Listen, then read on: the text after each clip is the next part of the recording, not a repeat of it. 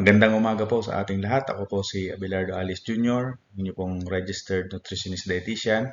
So, nandito po tayo ngayon sa bagong segment na kung saan i-discuss natin kung paano po gumamit nito pong electronic operation timbang. Ito pong electronic operation timbang, yan po yung ginagamit ng ating po mga BHW, BNS, mga nurses at midwives sa pagkuha po ng nutritional status ng ating mga kabataan edad 0 to 59 months. Ano po? Kaya dapat ating malaman kung paano po ito gamitin, saan po ito ginagamit, at sino-sino po yung ating mga target na client nito pong electronic operation timbang. So, ang mga gagamitin po natin, yung laptop, kung may desktop po tayo available, at syempre yung mga OPT data na galing po sa mga BNS at BHW. Mamaya isa-isahin po natin kung ano po yung mga kailangan po ng mga data, no? Na mas kailangan po ng ating mga BHW at health workers para po magamit ito pong electronic operation timbang. Kapag meron na po kayong laptop at nakapag-download na po or nakapag-connect po through online, may internet access, so kailangan lang po natin na i-browse at i-search yung National Nutrition Council homepage na kung saan makikita po natin yung electronic operation timbang at electronic OPT tool for acute malnutrition. Pag na-click natin, ito po yung lalabas sa kanya na kung saan tayo po nasa Bicol region, ito naman po yung ating gagamitin. Ano po? So, i-click lang po natin yung ating Region 5. Kapag na-click na po natin yung Region 5, ito po yung lalabas sa kanya. Meron pong dalawang tool na kung saan yung isa po dito para po sa large barangay at yung isa naman para po sa community level. Pag sinabi pong community level, yan po yung mga gagamitin natin para sa pag-consolidate ng 22 barangay. So, halimbawa, dito po sa Masbate, yung 22 barangays po yung gagamitin natin para sa community level. Para naman dito sa large barangay, so halimbawa, ang Barangay Poblacion 2, yan po yung gagamitin na tool para po sa isang barangay. So ito po yung EOPT tool for acute malnutrition. Yan po yung unang sheet under the 2024-01-05 the regional electronic operation timbang tool. Po? So, para po sa Bicol region. So, una, pag click natin yung sheet under the nutritional status, makikita po natin na sasagutan po natin yung mga green color. So, yung mga highlighted color na green. So, una, yung OPT year. So, ilalagay po natin 2024. So, yan po yung una nating i-entry. Sunod, ilalagay po natin yung ating probinsya. Nandyan po, pag click po natin yung mga probinsya, pipili po tayo kung anong probinsya po tayo nabibilang. Yan, nandyan po yung Albay, Cam Norte, Cam Sur, Sorsogon, Masbate at Catanduanes. Pipili lang po tayo ng isa. After that, mag-click naman po tayo kung ano pong munisipyo. So, nandyan po kung saan bayan po tayo napapabilang. Pagkatapos po, i-click naman po natin yung this tool is for barangay sa upper right portion ng electronic operation timbang. So, yan po yung gagamitin natin for barangay tool. Po?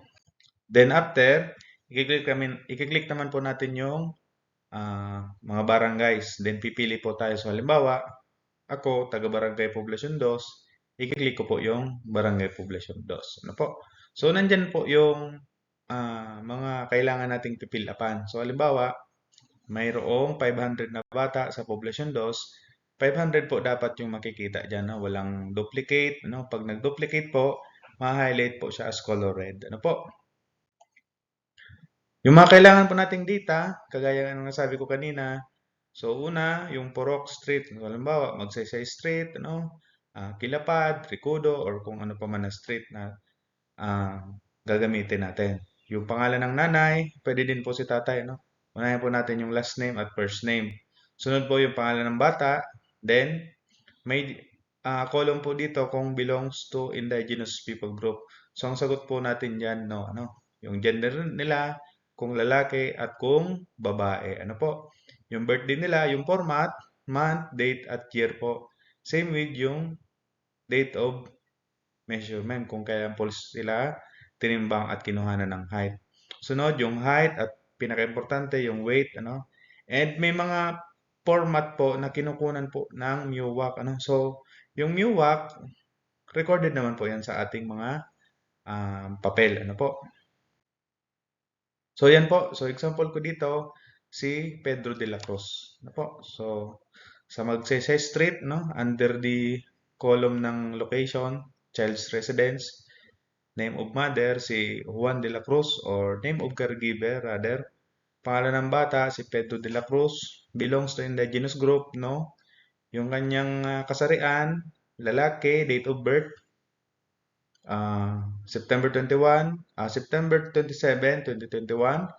Yung kanyang measure, January 12, 2024. Pag na-input na po natin yung date of measure, lalabas na po automatic yung age in months nila. Ano? Kaya malaking tulong po itong electronic operation timbang dahil namomonitor na po at nalalaman na po natin yung age in months ng mga bata.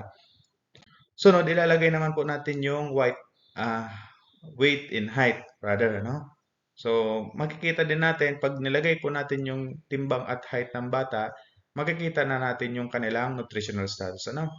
Sa weight for uh, age status, the weight for height for age status, and weight for length for height. Ano po? Pag weight for age, nandyan mamomonitor kung sila po ay underweight. Ano po? Underweight, ano? Overweight, ano po. Pag height for age naman, nandiyan na makikita yung mga stunted, ano, severely stunted, tall. Then pag weight for length for height, nandiyan naman po makikita yung mga wasted, severely wasted. Ano? Kaya ito po, pag may mga ah, ibang kulay, halimbawa pula, ano, it represents malnourished po yung bata. Ano po? Sunod, under the summary po, no, ng sa sheet po, dito po sa baba ng nutritional tool, makikita naman po natin dyan kung ilang pong mga bata yung na-input po natin. So, dapat total weight for age at total weight for height and total weight for length for height ay magkakaparehas po sila. Ano po? Makikita natin sila kung ilan po yung breakdown ng lahat ng mga na-input natin. So, mapapansin nyo dito, merong total population yung barangay kaagad, yung poblasyon dos. Ano? So, kasi automatic na siya, malalaman na kaagad ng system. Ano? And estimated population of children, 0 to 59 months. So, pagdating naman po dito, hanggat maaari, pag nakalagay dito, 572, so dapat ma-reach natin yung 70 to 80% na titimbangin na bata. No? So, halimbawa, meron tayong 100, so dapat makatimbang tayo ng 500 to, kung may 100 pa lang na bata, kung ang 70% dyan is 70 na bata. Ano po? So, dito naman sa case ni Poblacion 2, so 572, so kukunin natin yung 80% niya, no? Or 70% para mas malaman natin kung ilan po yung mga bata na kailangan nating titimbangin. Ano? So, i-compute po natin. Sabay-sabay tayo. Ano? So, 572 times 0.80. So, dapat makakuha tayo ng 450 plus na mga bata. No? So, hanggat maaari, makapagtimbang tayo ng 457 na mga bata para makover natin yung 80%. Ano po? Bakit kailangan 80%? Ano? Kailangan pong 80% yung OPT coverage ng barangay kasi ito po yung required under the SGLG, ano po, sa indicator po ng health responsiveness and indicator. So, yan po yung kailangan, ano, at least 70 to 80% po yung matimbang na bata, no, under the SGLG indicator. Ano po? Under the OPT Form 1, no? Yung sunod po na sheet, makikita naman po doon, ito po yung pinapapirmahan sa mga barangay captain. Ano po? So, lalagay natin si BNS, ano?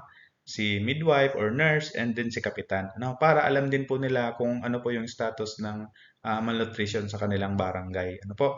Then, makikita din po dyan yung prevalence, ano? Yung prevalence rate ng stunting, underweight, at uh, wasting sa kanilang barangay. Ano po? Then after that, yung data export natin, ito po yung pinaka-importante, ano? Bakit? Kasi ito po yung mga kailangan na data para matali po yung buong bayan, ano? So like for example, dito po sa Claveria Basbate, so kailangan natin ng 22 barangays, so kailangan natin ng 22 na data export, no? From the OPT natin. Ano po? So yan. So again, so gusto ko na rin ah, invite at pasalamat na din. So huwag po natin kalimutan na hit yung like, subscribe, and notification bell button sa ating pong page. Ano? So, search lang po natin. Dahil yan po ay malaking tulong na din, lalong-lalo na sa public health sector, ano po, para mas maintindihan nila, malaman nila, at maunawaan, ano po, lalong-lalo na po yung ganitong klaseng pamamaraan ng electronic operation timbang. Ano? So, abangan po natin yung mga susunod pa at marami pang videos with regards po sa public health nutrition. Ano po? Sa muli, maraming salamat po.